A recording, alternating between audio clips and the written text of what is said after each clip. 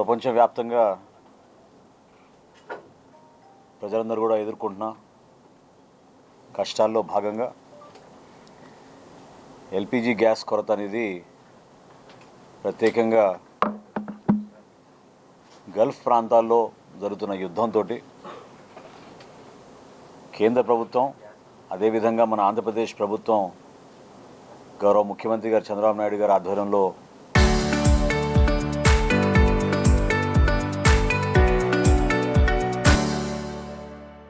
సమీక్షలు జరపడమే కాకుండా ఏ విధంగా మనం ఇటువంటి పరిస్థితిని అధిగమించవచ్చు, ఆల్టర్నేటివ్ అరేంజ్మెంట్స్ ఏం చేయాలనే దానిపైన నిరంతరం గౌరవ ముఖ్యమంత్రి గారు సమీక్షిస్తూ ఉన్నారు. ప్రజలందరూ కూడా దయచేసి నేను కోరేది ఈ సందర్భంగా భయాందోళన చెందాల్సిన అవసరం లేదు.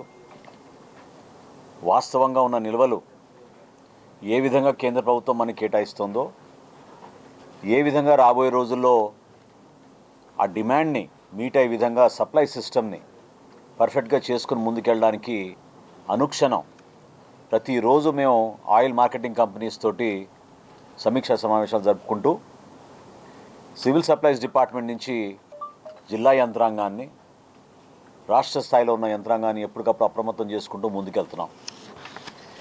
కేంద్ర ప్రభుత్వం 9వ తారీఖున ఎసెన్షియల్ కమోడిటీస్ యాక్ట్ కింద ఎప్పుడైతే ప్రకటించారో ఆ రోజు నుంచి గణనీయంగా గ్యాస్ సిలిండర్ల బుకింగ్ పెరిగింది. 14వ తారీఖున 5,04,300 సిలిండర్లు మన రాష్ట్రంలో బుకింగ్ జరిగితే అది ఈ రోజుకి 2,96,000 సిలిండర్లకి తగ్గింది. అంటే ప్రజలు కూడా అర్థం చేసుకుంటున్నారు. కొరత అనేది కొంతమంది కావాలని సోషల్ మీడియాలో ప్రచారం చేయడం, మిస్ఇన్ఫర్మేషన్ స్ప్రెడ్ చేయడం, ప్రజల్లో ఒక భయాందోళన తీసుకోవడానికి చేస్తున్న ప్రయత్నాన్ని చాలా సమర్థవంతంగా ఎక్కడ కూడా సమస్య లేకుండా రాష్ట్ర వ్యాప్తంగా అన్ని జిల్లాల్లో కూడా మన 3 oil companies, Indian oil company, Bharat petroleum, HPCL వారి ప్రతినిధులు, వారితో పాటు జిల్లా స్థాయిలో మా జాయింట్ కలెక్టర్లు, డిస్ట్రిక్ట్ సివిల్ సప్లైస్ ఆఫీసర్స్, తహసీల్దార్లు, డిప్యూటీ తహసీల్దార్లు అందరూ కూడా కోఆర్డినేట్ చేసుకుంటూ ముందుకు వచ్చారు. ఇప్పుడు మీకు చెప్పిన లెక్కలో ఇందాక నేను వివరించినట్టు 2,96,803 బుకింగ్స్లో 2,72,449 డెలివరీస్ జరిగినాయి. గతంలో 9వ తారీఖు కన్నా ముందు మన రాష్ట్రంలో యావరేజ్ 1,60,000 నుంచి 1,80,000 వరకు మనకి గ్యాస్ బుకింగ్స్ జరిగాయి. గణనీయంగా పెరిగినా కూడా సప్లై చైన్ మేనేజ్మెంట్లో ఎక్కడ కూడా పొరపాటు లేకుండా ప్రత్యేకంగా గ్రామీణ ప్రాంతాల్లో చాలా స్టడీగా మెయింటైన్ చేసుకుంటూ డెలివరీ సిస్టమ్ ఎప్పటికప్పుడు ప్రిపేర్డ్గా అయితే వస్తూ ఉన్నాం. 4 రోజుల ముందు జరిగిన పత్రికా సమావేశంలో 21వ తారీఖున మనకి రావాల్సిన నౌక ఏదైతే స్ట్రైట్ ఆఫ్ హార్ముజ్ నుంచి మనకి క్లియరెన్స్ వచ్చిందో, బయలుదేరిందో, ఆ ప్రాంతం నుంచి మనకి విశాఖపట్నానికి 21వ తారీఖున రావాలి. అది ఈ యుద్ధ వాతావరణం వల్ల కొంచెం డిలే అయ్యి 26వ తారీఖున మనకి రాబోతుందని ఈరోజు స్పష్టంగా కేంద్ర ప్రభుత్వం నుంచి మనకి సమాచారం అందింది. తద్వారా మన రాష్ట్ర ప్రజలందరికీ కూడా హామీ ఇచ్చేది గ్యాస్ విషయంలో అంతరాయం ఎక్కడా ఉండదు. అయితే ఈరోజు ఉన్న సంక్షోభాన్ని మనం ఎదుర్కోవాలంటే ప్రతి ఒక్కరం కూడా ఒక బాధ్యతతోటి వ్యవహరించాలి. ఈ కొరత ఒక్క రోజు కోసం కాదు, ఒక వారం కోసం కాదు. రాబోయే రోజుల్లో నిన్న ఖతార్లో జరిగిన దాడి చూస్తే మనకి స్పష్టంగా అర్థమయ్యేది ఏంటంటే రాబోయే రోజుల్లో ఆయిల్ విషయంలో, ఎల్పిజి విషయంలో, సిఎన్జి విషయంలో ఖచ్చితంగా ప్రజలు కొంత సాక్రిఫైస్ అనేది సిద్ధం అవ్వాలి అనేది మనం ప్రిపేర్డ్గా ఉండాలి. సాక్రిఫైజే కాదు, ఆల్టర్నేటివ్ ఫ్యూల్స్ ఏంటనేది కూడా మనం చూసుకోవాలి. ఎందుకంటే ఈరోజు మనకు సోలార్ వచ్చింది, బయోగ్యాస్ ఉంది, అదేవిధంగా పట్టణ ప్రాంతాల్లో పైప్డ్ న్యాచురల్ గ్యాస్ ఉంది, పిఎన్జి ఉంది మనకి. గౌరవ ముఖ్యమంత్రి గారు ఈరోజు మధ్యాహ్నం సమీక్షించినప్పుడు చాలా స్పష్టంగా చెప్పారు, అర్బన్ ప్రాంతాల్లో మనం పిఎన్జికి కన్వర్ట్ అయ్యే విధంగా ఎవరైతే గ్యాస్ సిలిండర్స్ తీసుకున్నారో వాళ్ళందరికీ కూడా కన్వర్ట్ అయ్యే విధంగా మనం కొత్త పాలసీ తీసుకొద్దామని ఈరోజు ఒక డెడ్లైన్ కూడా ఇచ్చారు మాకు. సోమవారం సాయంత్రానికల్లా ఎవరైతే అర్హత ఉన్న వాళ్ళిద్దరు ఎవరైతే ప్రస్తుతం వినియోగదారులు ఉపయోగించుకుంటున్నారో వాళ్ళందరికీ కూడా కన్వర్షన్ కోసం, పైప్ న్యాచురల్ గ్యాస్ కన్వర్షన్ కోసం రాష్ట్ర వ్యాప్తంగా కొత్తగా దాదాపు 2,60,000 మంది వినియోగించుకునేటట్టు ఒక సమగ్రమైన నివేదిక సిద్ధం చేయమని ఆయన ఆదేశించడం జరిగింది. అది సోమవారం సాయంత్రానికల్లా మేము సిద్ధం చేసి రాష్ట్ర ప్రజలకి ఒక కొత్త పాలసీ పిఎన్జి సరఫరా ద్వారా అర్బన్ ప్రాంతాల్లో ప్రజలకు అందుబాటులో తీసుకొస్తాం. అదేవిధంగా నాన్ డొమెస్టిక్ అంటే కమర్షియల్ యూసేజ్ కోసం ఇస్తున్న సిలిండర్లో మీ అందరికీ తెలుసు, అనేక మంది హోటల్ ప్రతినిధులు, రెస్టారెంట్ ప్రతినిధులు, క్షేత్రస్థాయిలో ఉన్న ఫుడ్ కోర్ట్స్, అదేవిధంగా హాస్పిటల్స్, ప్రత్యేకంగా ఎడ్యుకేషనల్ ఇన్స్టిట్యూషన్స్, ఎందుకంటే ఇప్పుడు ఎగ్జామ్స్ జరిగే సమయం, చాలామంది ఆందోళన చెందుతున్నారు హాస్టల్స్లో ఉన్న మన బిడ్డలు, వాళ్ళందరికీ కూడా.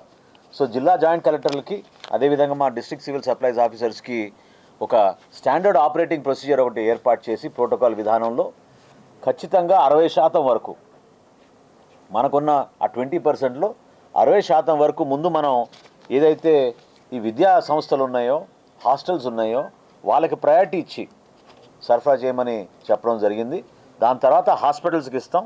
హాస్పిటల్స్తో పాటు అన్న క్యాంటీన్లు కానివ్వండి, లేదా వివిధ ప్రాంతాల్లో ఉన్న చిన్న చిన్న రెస్టారెంట్స్కి కూడా మనం ఆదుకోమని చెప్పడం జరిగింది. హోటల్స్ అండ్ రెస్టారెంట్స్ తోటి మీటింగ్ జరిపి జిల్లా జాయింట్ కలెక్టర్లు వాళ్ళకి ప్రత్యేకంగా ఇన్స్ట్రక్షన్స్ ఇవ్వడం జరిగింది. ఎక్కడ కూడా ఇబ్బంది పడకుండా ఉన్నంత వరకు అడ్జస్ట్ చేసి వాళ్ళందరికీ కూడా సప్లై సిస్టంలో అంతరాయం కలగడం చూసుకోమని మనం చెప్పడం జరిగింది. అదేవిధంగా క్షేత్రస్థాయిలో మీడియా సంస్థల ద్వారా, మీడియా ప్రతినిధుల ద్వారా మాకు వస్తున్న సమాచారం చాలా చోట్ల బ్లాక్ మార్కెటింగ్ కానివ్వండి, లేదా డైవర్షన్ కానివ్వండి, లేదా కొంతమంది డొమెస్టిక్ని ఎల్పి కమర్షియల్ సిలిండర్గా దాన్ని కన్వర్ట్ చేసి వాడుకోవడం అనేది మా దృష్టికి వస్తూ ఉంది. దీనిపైన కేంద్ర ప్రభుత్వం, అదేవిధంగా మన రాష్ట్ర ప్రభుత్వం చాలా కఠినంగా మేము వ్యవహరించబోతున్నాం. చాలా క్లియర్గా చెప్తున్నాం. ఈ రోజుకి మాకు వచ్చిన సమాచారం, మేము ఏజెన్సీల వారీగా డేటా తెప్పించుకున్నాం. ఈరోజు కొన్ని ఏజెన్సీస్ని సస్పెండ్ చేయబోతున్నాం. రాబోయే రోజుల్లో కూడా ఎవరైతే అనవసరంగా ఇటువంటి కార్యక్రమాల్లో పాల్గొంటున్నారో వాళ్ళందరికీ కూడా హెచ్చరిస్తున్నాం. ఈ సందర్భంగా దయచేసి డొమెస్టిక్ సిలిండర్ల విషయంలో మీరు ఎవరు కూడా దాన్ని డైవర్ట్ చేయడానికి ప్రయత్నించబాకండి. ప్రజల్ని కూడా నేను కోరుతున్నాను, ఎవరైతే బుకింగ్ చేసుకున్నారో వాళ్ళకి ఓటీపీ వస్తుంది. ఆ వన్ టైం పాస్వర్డ్ ద్వారానే మీకు డెలివరీ జరుగుతుంది. ఇది మీ భద్రత కోసం. ఎందుకంటే ఎవరైతే కోరుకుంటున్నారో మాకు గ్యాస్ సరఫరా చేయాలని, అది ప్రత్యేకంగా పర్ఫెక్ట్గా జరిగే విధంగా ఆ ఓటీపీ అనేది ఒక నిబంధన ప్రకారంగా తీసుకొచ్చాం. 100% డెలివరీస్ మన రాష్ట్రంలో ఓటీపీ విధానంలోనే జరుగుతాయి. కాబట్టి దయచేసి మీరు ఏజెన్సీల దగ్గరికి వెళ్ళి ఆ షాపుల దగ్గర మీరు గంటలు కూర్చోవాల్సిన అవసరం లేదు. గతంలో కూడా నేను వివరించాను. 5-6 మార్గాలు ఉన్నాయి మీరు బుక్ చేసుకోగలిగే పరిస్థితులు. ఆన్లైన్ ద్వారానే మీరు బుక్ చేసుకుని మీకు ఖచ్చితంగా మినిమం 3 డేస్లో మీకు డెలివరీ వచ్చేటట్టు ఆయిల్ కంపెనీస్ చాలా బాగా ముందు తీసుకెళ్తున్నారని ఈ సందర్భంగా తెలుపుకుంటున్నాను. అదేవిధంగా అంగన్వాడీ కేంద్రాలు, దయచేసి జిల్లాలో ఉన్న తహసీల్దార్లు, డిప్యూటీ తహసీల్దార్లు ఇది పాటించాలి, ఒకసారి చెక్ చేసుకోవాలి. అంగన్వాడీ కేంద్రాలు రాష్ట్రంలో ఉన్న సుమారు 54,000 అంగన్వాడీ కేంద్రాల్లో 12,000 వరకు ఇండక్షన్ స్టవ్స్ ఆల్రెడీ వాళ్ళకి సరఫరా చేయడం జరిగింది. అంగన్వాడీ కేంద్రాలు ఖచ్చితంగా ఇది నిబంధన, మీరు ఎట్టి పరిస్థితుల్లో ఇండక్షన్ స్టవ్స్ మీదే మీరు మన బిడ్డలకి అందించాల్సిన పౌష్టికాహారాన్ని మీరు ఉపయోగించుకునేటట్టు మీరు ఒక ఖచ్చితమైన స్టెప్స్ తీసుకోవాలని ఈ సందర్భంగా చెప్తున్నాం. ఆల్టర్నేటివ్ ఫ్యూయల్స్ గురించి గౌరవ ముఖ్యమంత్రి గారు ఈరోజు చాలా స్పష్టంగా, చాలా లోతుగా దీనిపైన ఆయన వివరణ కోరారు. ఎందుకంటే రాబోయే రోజుల్లో మన సోలార్ ఎనర్జీని, బయోగ్యాస్ని, అదేవిధంగా ఆల్టర్నేటివ్ కింద మనం తీసుకోనే ఈ ఇండక్షన్ స్టవ్స్ గురించి కూడా ఎంతవరకు మనకి డిస్ట్రిబ్యూషన్ జరుగుతుంది, మ్యానుఫ్యాక్చరింగ్ ఎట్లా ఉంది, వివరాలన్నీ కూడా తీసుకుని ప్రజలకి మనం ఒక ఆల్టర్నేటివ్ విధానాన్ని మనం తీసుకెళ్లాల్సిన అవసరం ఉంది. ఆ మెసేజింగ్ కూడా చాలా అవసరం అని ఆయన ప్రత్యేకంగా చెప్పడం జరిగింది. దానికి అనుగుణంగానే ఈరోజు మేము ఖచ్చితంగా కేంద్ర ప్రభుత్వంతో కూడా మా కమిషనర్ గారు, సెక్రటరీ గారు, సౌరభ్ గౌర్ గారు ఆల్రెడీ ఢిల్లీలో ఉన్నారు. ఈ రోజున పెట్రోలియం శాఖ అధికారులతోటి ఈరోజు సంప్రదింపులు జరపడం జరిగింది. కేంద్రం నుంచి గౌరవ మంత్రి గారు కూడా, ప్రహ్లాద్ జోషి గారి తరఫున కూడా ఖచ్చితంగా మన రాష్ట్రాన్ని అన్ని విధాలుగా ఆదుకుంటామనే హామీ ఇవ్వడం జరిగింది. సో రాష్ట్రంలో డొమెస్టిక్ వినియోగదారులకి నేను మరొకసారి మనవి చేసుకునేది, వినపం ఏంటంటే, దయచేసి మీరు తొందరపడబాకండి.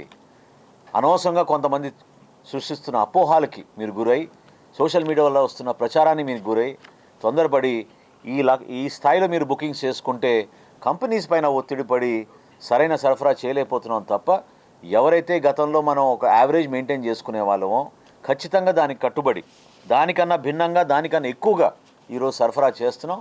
ప్రతి ఒక్కరికి మేము డొమెస్టిక్ ఎల్పిజి సిలిండర్ అందించే విధంగా పౌర సరఫరాల శాఖ నుంచి అన్ని విధాలుగా చర్యలు తీసుకుంటున్నాం. ఎక్కడైతే డైవర్షన్కి పాల్గొంటున్నారో డెఫినెట్గా వాళ్ళపైన చర్యలు తీసుకుంటాం. ఏజెన్సీస్ని ప్రత్యేకంగా నేను కోరుతున్నా, గ్యాస్ ఏజెన్సీస్ని దయచేసి ఆ వివరాలన్నీ కూడా ఎప్పటికప్పుడు మాకు సమాచారం వస్తుంది. ఈ రోజు నుంచి మీరు అటువంటి కార్యక్రమాల్లో పాల్గొంటే అదే రోజున మీ పైన యాక్షన్ తీసుకునే విధంగా జిల్లా జాయింట్ కలెక్టర్లకి ఆదేశాలు ఇవ్వడం జరిగింది. ఈరోజు ఉదయం ఈ రోజు నుంచి మేము మొదలుపెట్టాం. దాదాపు ఈరోజు ఒక 6 నుంచి 9 ఏజెన్సీస్ పైన ఈరోజు చర్యలు తీసుకుంటున్నామని ఈ సందర్భంగా మీకు తెలుపుకుంటున్నాను. అయితే సార్ మార్కెట్ యార్డ్స్లో కొంతమంది మార్కెట్ యార్డ్ చైర్మన్స్ కానివ్వండి టోల్ గేట్ ఫ్రీ కలెక్ట్ చేయడం దగ్గర టార్గెట్ రీచ్ అవడం ఫెయిల్ అవుతున్నారు సార్. కరోనా టైంలో లాస్ట్ టైం ప్రొలాంగ్ చేయడం జరిగింది 2 years. టోల్ గేట్ ఫీ ఎవరైతే రైతుల దగ్గర ఉత్పత్తిదారులు కొనుగోలు చేస్తారో ఇది సందర్భం కాదు కదా మాకు ప్రశ్న. అంటే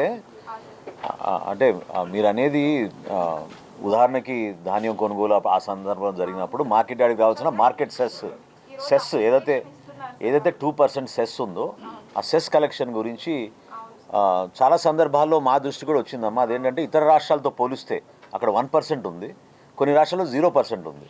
మన దగ్గర 2% కలెక్ట్ చేస్తున్నాం. దీని గురించి నివేదిక చాలా సందర్భాల్లో మేము కోరాం.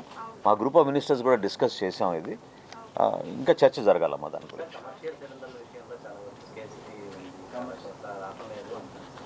ఈ 8 రోజుల వివరాలు చూస్తే అండి దాదాపు 12 నుంచి 14% మనం ఎక్కువ సప్లై ఈ రోజుకి చేస్తున్నాం అండి గతంలో కన్నా. సో కొరత లేదనేది కాదు, ఇది కేంద్ర ప్రభుత్వం ఇచ్చిన నిబంధన. 20% వరకే మనం ఇండస్ట్రియల్ యూసేజ్కి కమర్షియల్ యూసేజ్కి ఇవ్వాలనేది. ఆ 20% ఎట్లా ఉపయోగించాలో ఇంతకుముందు మీకు చెప్పాం. ఎక్కువ శాతం ప్రస్తుతం ఎగ్జామ్ జరుగుతున్నాయి కాబట్టి మన విద్యా సంస్థలకి హాస్టల్స్కి మన బిడ్డల భవిష్యత్తు దృష్టిలో పెట్టుకుని మనం వాటికి ప్రయారిటీ ఇచ్చుకుంటున్నాం హాస్పిటల్స్తో పాటు. మిగతా అది మనం డిస్ట్రిబ్యూట్ చేసేది అన్నా canteens, bus canteens, railway canteens, అదేవిధంగా హోటల్స్కి రెస్టారెంట్స్ కూడా మన అందరికీ కూడా అందిస్తున్నాం.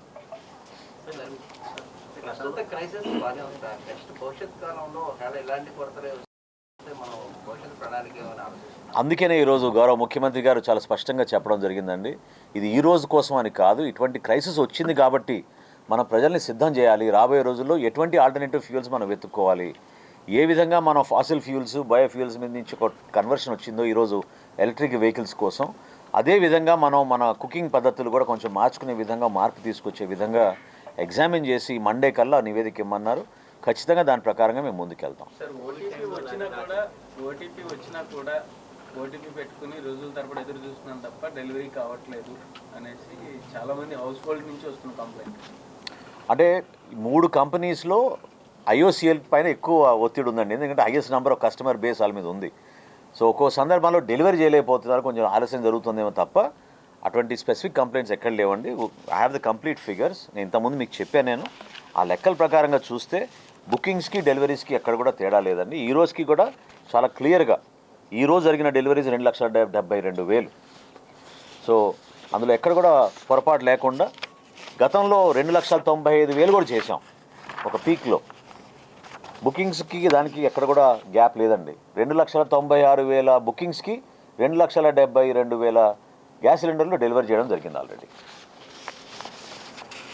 కానీ బ్యాక్లాగ్ ఉంటుందండి, కొంచెం బ్యాక్లాగ్ ఉంటుంది. బ్యాక్లాగ్ని ఫుల్ఫిల్ చేస్తాం. అంటే మూడు కంపెనీలకి మధ్యన ఒక కోఆర్డినేషన్ లాంటిది ఉంటే ఆ డెలివరీ ఇష్యూ ఏం గ్యాప్ లేదండి. మాకు 3 కంపెనీలకి సంబంధించి వాళ్ళకి ఒక నోడల్ ఆఫీసర్, ఒక కోఆర్డినేటింగ్ ఆఫీసర్ ఉన్నారు.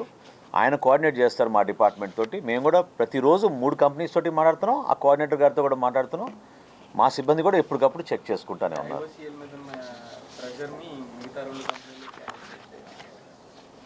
అట్లా ప్రెషర్ వేరే వాళ్ళ మీద లేదని కాదు, హెచ్పిసిఎల్ కూడా చాలా ఎక్కువ ఉంది అట్లా అనుకుంటే.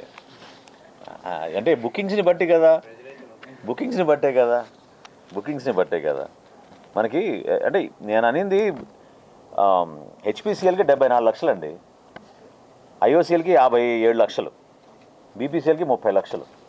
సో వినియోగదారులు ఎవరి దగ్గర బుక్ చేసుకున్నారో దాన్ని బట్టి కూడా ఉంటుంది ఒక్కోసారి. సో హెచ్పిసిఎల్ హైయెస్ట్ మనకి, వాళ్ళపైన ఎక్కువ ఒత్తిడి ఉంటుంది.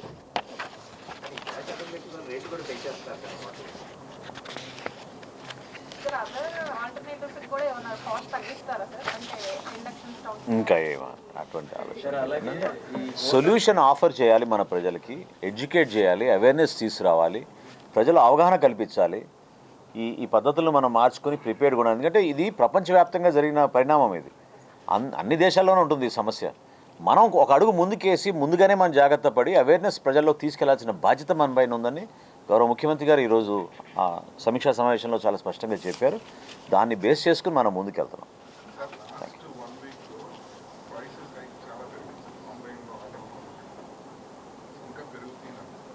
ఏ ప్రోడక్ట్స్ మీద అండి?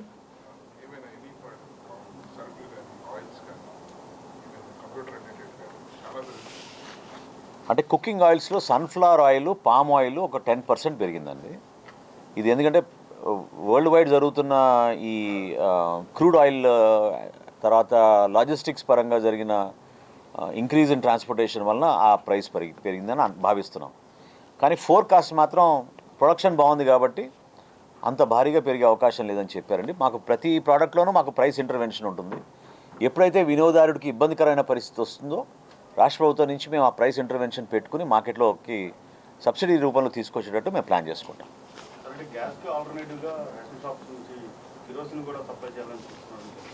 కేంద్ర ప్రభుత్వం చాలా చక్కటి ప్రశ్న అడిగారు. సారీ, నేను దాకా మర్చిపోయాను. కేంద్ర ప్రభుత్వం కిరోసిన్ కూడా సరఫరా చేద్దామని ఒక నిర్ణయం తీసుకున్నారండి. అయితే మీ అందరికీ తెలుసు, మన రాష్ట్రంలో మనం కిరోసిన్ ఫ్రీ స్టేట్గా దాదాపు 12 సంవత్సరాల క్రితమే మనం డిక్లేర్ చేసుకుని ఆ రోజు నుంచి కొనసాగిస్తూ ఉన్నాం. కానీ ఇటువంటి ప్రత్యేక పరిస్థితులు వచ్చినాయి కాబట్టి ముందుగా గిరిజన ప్రాంతాల్లో అదేవిధంగా గ్రామీణ ప్రాంతాల్లో దాదాపు 2800 కిలోలీటర్ల కిరోసిన్ సరఫరా చేయడానికి సిద్ధమవుతున్నామండి. ఇది వచ్చే వారం సోమవారం నుంచి మేము జిల్లాల వారీగా సమీక్షించుకుని వాళ్ళకి అందిస్తాం. 3 కంపెనీలతో మీటింగ్ జరిగినా కూడా దాని తాలూకా సప్లై లేదనేది వాళ్ళ దగ్గర ఉన్న ఇన్ఫర్మేషన్. సప్లై లేకపోవడం ఏమీ లేదండి, చాలా క్లియర్గా చెప్తున్నాను మీకు. కొరత అనేది ఉండదు. కాకపోతే ఎవ్రీ 4 days 5 daysకి వాళ్ళకి వచ్చే రిప్లేస్మెంట్ ఆఫ్ స్టాక్ ఎన్ని రోజుల వరకు వస్తుంది అనేది మనకి రావాల్సిన ట్యాంకర్లు బట్టి ఉంటుంది. సో 21వ తారీఖున రావాల్సిన ట్యాంకర్ మనకి ఇప్పుడు 26కి వచ్చింది కాబట్టి ఆల్టర్నేట్గా వాళ్ళు తెప్పించుకున్నారు వాళ్ళు. సో మనకి ప్రస్తుతం అయితే కొరత లేదు, కానీ మనం సిద్ధంగా ఉండాలి, ఆల్టర్నేటివ్ ఫ్యూయల్స్ని ఉపయోగించుకోవాలి, ఆ ప్రిపేర్డ్నెస్ ఉండాలి మనలో అనేది భావన. 2800 కిలోలీటర్లు మనకి సరఫరా చేస్తామని కేంద్ర ప్రభుత్వం మనకి ఇచ్చిందండి. అది ఇంకా 1 లీటర్ పర్ మనం ఇదివరకు చేసినట్టుగానే చేద్దాం. అవునండి, అవును. అయితే ఈ ట్యాంక్స్ ఏవైతే అక్కడ డైవర్ట్ చేస్తున్నామని అక్కడ యుద్ధం నేపథ్యం దాని మీద ఏమైనా అంటే మనకి ఇండియాకి రావడం విషయం మన పరిధి కాదు కదండి, మన పరిధి కాదు కదా. కేంద్రంతో సెట్ చేసుకున్నారు కదా, అష్యూర్ చేశారు వాళ్ళు, అన్ఇంటరప్టెడ్ సప్లై మీకు అందిస్తామని అష్యూర్ చేశారు. అంతవరకు మనకి ఇబ్బంది లేదు. We will continue that. Thank you so much for coming. I just want to reassure that we are in control. We'll take care. Thank you.